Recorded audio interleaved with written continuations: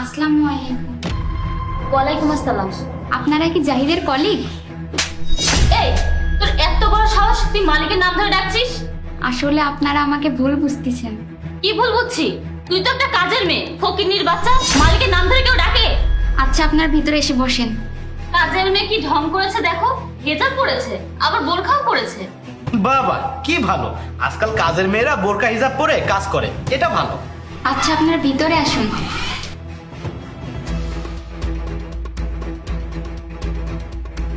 অনেকদিন পর আজ এই বাসায় আসলাম। আচ্ছা, আপনারা বসেন, আমি জাহিদকে ডেকে দিচ্ছি। এই ছোট লোকের বাচ্চা, এই ফকিন্নির বাচ্চা, তুই একজন সামান্য কাজের মেয়ে হয়ে আবার মালিকের নাম ধরে ডাকছিস? আরে কি আর বলবো এদের কথা, দেখিস না হিজাব পরে এমন পাট নিচ্ছে মনে হচ্ছে এই বাড়ির বউ। আর এই তুই যে হিজাব পরে আসিস, তোর কাজ করতে কষ্ট হয় না? না না, আমার কাজ করতে কোনো সমস্যাই হয় না। মনে হচ্ছে যেন বিশ্ব সুন্দরী, আর এজন্য হিজাব পরে আসে। আরে না না, বাদ দে, কিসের বিশ্ব সুন্দরী? ওর চেহারা একদম বিশ্রী, বুঝতে পেরেছিস?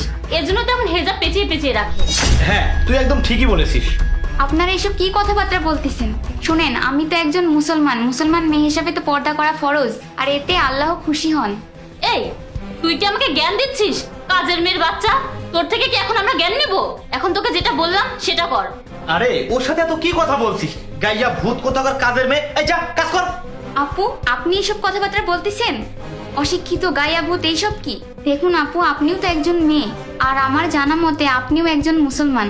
ইসলামে স্পষ্টভাবে বলা আছে প্রত্যেকটা নারীকে বোরকা পরা, হিজাব পরা ফরজ। মেয়েদের মুখ যদি অন্য কোনো পুরুষ দেখে তাহলে গুনাহ হবে। আর আপনি একজন মুসলমান মেয়ে হয়ে এসব কি ড্রেস পরে আছেন? এই কৈফিয়ত কি এখন আমার তোকে দিতে হবে? আর আমি কি পড়বো না পড়বো সেটা আমার একান্তই ব্যক্তিগত ব্যাপার। আমি একটা জিনিস বুঝতে পারতেছি না, সামান্য একটা কাজের মেয়ে হয়ে তুই আমাদের জ্ঞান দিতে আসছিস? তোর থেকে কি আমরা পড়ালেখা কোন অংশে কম করছি? আমরা এমএ ডাবল এমএ পাস, আর তুই আমাদেরকে জ্ঞান দিস? ছোট লোকের বাচ্চা, তোকে যেটা করতে বললাম সেটা কর। আচ্ছা, মানলাম আমি নাই অশিক্ষিত, আমি নাই মূর্খ, আপনারা তো শিক্ষিত। আচ্ছা, তাহলে আপনাদের ব্যবহার আচার এমন কেন? কেমন মানে কেমন? ছোট লোকের বাচ্চা, এই তোমরা কি শুরু করেছো?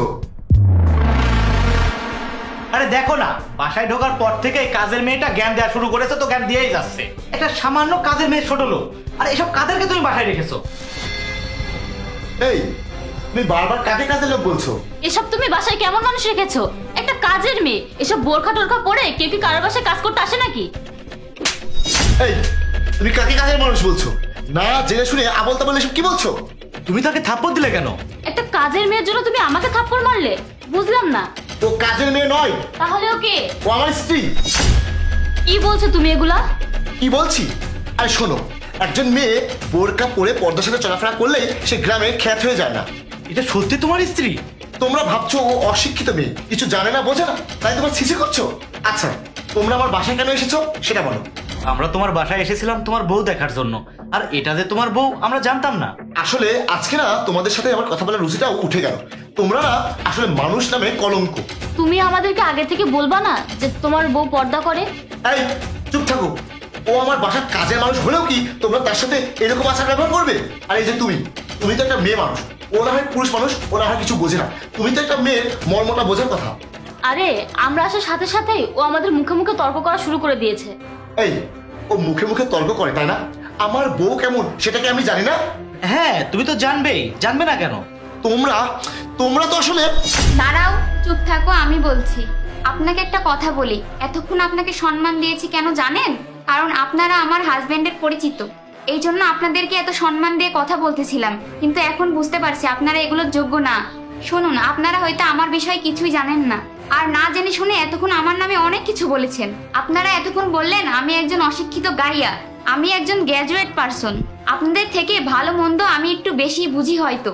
শুনুন, আপনাকে একটা কথা বলি, এই ছোট ছোট ড্রেস আপ পরলেই কেউ শিক্ষিত হয়ে যায় না। আর আপনি তো মুসলমান, আপনি জানেন না একজন মেয়ের জন্য বোরকা আর হিজাব পরা ফরজ? যেসব মেয়েরা পর্দার মধ্যে থাকে তারাই প্রকৃত মুসলমান। আর আপনারা কিসের মুসলমানের সন্তান যারা এই সামান্য কথাগুলো জানেন না? আর কিভাবে নিজেকে মুসলমান দাবি করেন? আর একজন শিক্ষিত মেয়ে হিসাবে আপনার তো এই কথাগুলো আগে জানা উচিত ছিল। একজন মুসলমান ধর্মীয় মেয়েদের জন্য পর্দা করা ফরজ। আপনি এইসব খোলামেলা পোশাকে বিভিন্ন মানুষের সাথে মেলামেশা করেন। আপনার চেহারা আপনার বন্ধু বান্ধবরা দেখেন, আপনাকে নিয়ে তাদের মনের মধ্যে বিভিন্ন ধরনের খারাপ চিন্তা ভাবনা আসে। এগুলোতে কি আপনার গুনাহ হচ্ছে না?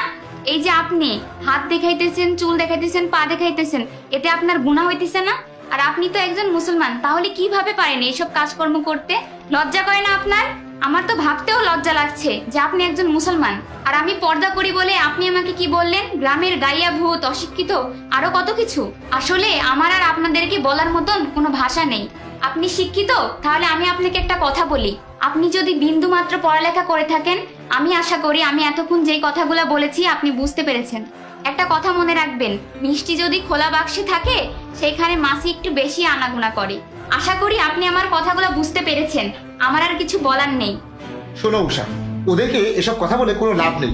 ওরা আসলে শিক্ষিত রূপে অশিক্ষিত মানুষ। আর তোমরা শোনো, তোমাদের মতো বন্ধুরা আমার কোনো প্রয়োজন নেই। এই মুহূর্তে তোমরা আমার বাসা থেকে বের হয়ে যাও, আর কোনোদিন আমার বাসায় আসবে না, বুঝতে পেরেছো? যাও। সরি, তুমি ওদের কথা কিছু মনে করো না। না না, ঠিক আছে। আসলে ওরা বুঝতে পারেনি যে তুমি আমার বউ, আর ওদের ব্যবহার আছে যে এতটা খারাপ আমি আগে জানতাম না। আমি কিছু মনে করিনি, তুমি কিছু মনে করনি তো? এই যে আমি তোমার বন্ধুদেরকে কত কথা শোনালাম। আরে না না, ওটা কোনো ব্যাপার না।